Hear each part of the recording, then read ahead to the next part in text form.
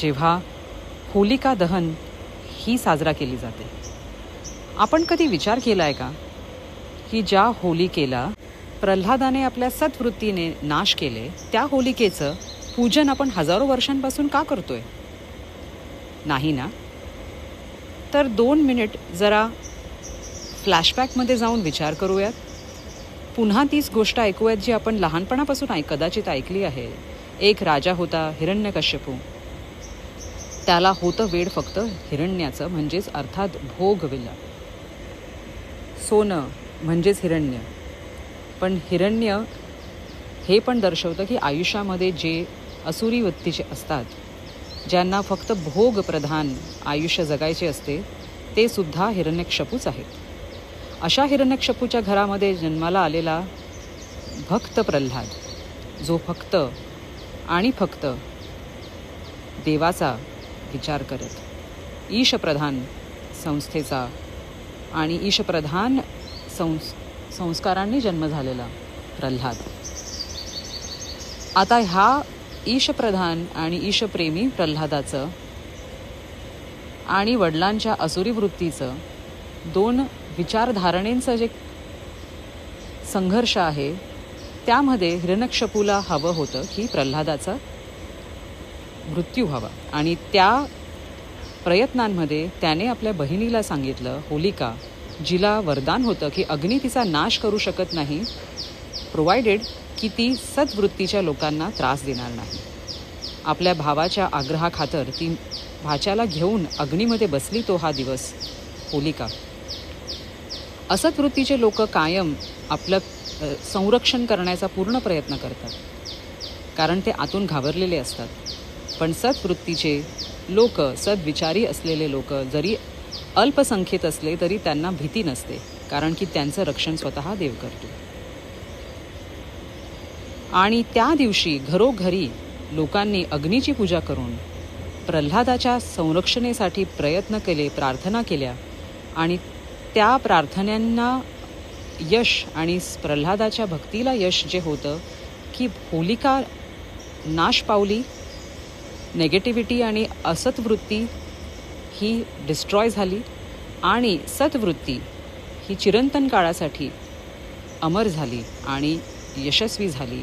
ती म्हणजे प्रल्हादाच्या जीवनरक्षणापुरती. प्रल्हादाने असा एक समाज निर्माण केला होता, जिथे त्याने सगळ्यांना ईशप्रधान व्हायला शिकवले होते. ईश प्रमुख किंवा देवाबद्दल प्रेम, देवाबद्दल निष्ठा ही शिकवली होती. आणि असा समाज जेव्हा जागृत होतो, तेव्हा तो कोणत्याही प्रकारच्या नेगेटिव्हिटीला डिस्ट्रॉय करू शकतो, ह्याची आठवण करून देणारा हा दिवस. म्हणूनच होलिका दहन हे एक सांकेतिक रूपामध्ये हे पण दाखवतं की आपल्यातली नेगेटिव्हिटी, आपल्या सराउंडिंगची नेगेटिव्हिटी, असत विचार, खोटे विचार ह्यांचं दहन करणं, वेळोवेळी दहन करणं फार गरजेचं आहे. तेव्हाच त्याच्यातनं जे बाहेर पडतं ते फक्त आणि फक्त 100% प्युअर गोल्ड, चांगले विचार आणि सत्वृत्ती, जी प्रल्हादासारखी कायम राहते. ह्या दिवशी रात्री जेव्हा समाजात सगळ्यांनी प्रल्हादाचं जीवनासाठी प्रार्थना केल्या, होळी आपल्या घराघरामध्ये पेटवली, अग्नीची पूजा केली, त्याच समाजाने आनंदात लहान मोठ्यांचा भेद न ठेवता, काळ्या गोऱ्यांचा भेद न ठेवता, दुसऱ्या दिवशी एकमेकांच्या मिलनामध्ये रंग आणि धूळ याची उडवून साजरा केला. तो दिवस म्हणजे रंगांची होळी किंवा धुळीवंदन. आज आपण त्या निष्ठेने आणि त्या प्रेमाने लोकांच्या जवळ जातो का? आज आपण तेवढ्या रिस्पेक्टने एकमेकांना ॲक्सेप्ट करतो का? हा प्रश्न आपण एकमेकांना विचारला पाहिजे.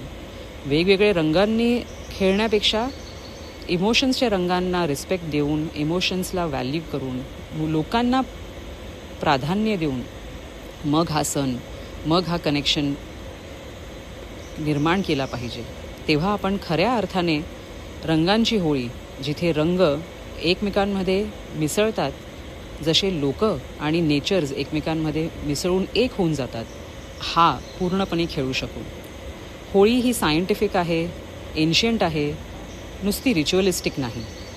ह्याची आठवण आपल्या मॉडर्न सायन्समध्ये आपल्याला देतं हे प्रमाण की होळी ज्या पद्धतीने सुरुवात केली गेली होती ही शुद्ध भावनेने आणि चांगल्या रंगांनी, अर्थातच ज्याच्यानी स्किन रिच्युअल्स निर्माण होतील, स्किन थेरपी होईल, at the same time emotional cleansing होईल, हा खरा अर्थ समजून घेऊन आणि उमजून घेऊन हा सण साजरा केला तर मग आपण खऱ्या अर्थाने होळी साजरा करू. So let's burn the ego, let's let go of whatever that doesn't serve you on this occasion of Holi and truly enjoy the colors of Holi. Wishing you all a very happy Holi.